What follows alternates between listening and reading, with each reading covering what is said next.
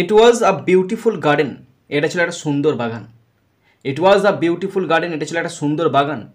Replace with noun, এই যে underline করা আছে না বিউটিফুলের তলায়, এই বিউটিফুলটা আছে অ্যাডজেক্টিভ ফর্মেতে আছে, এটাকে নাউন ফর্মে আনতে হবে।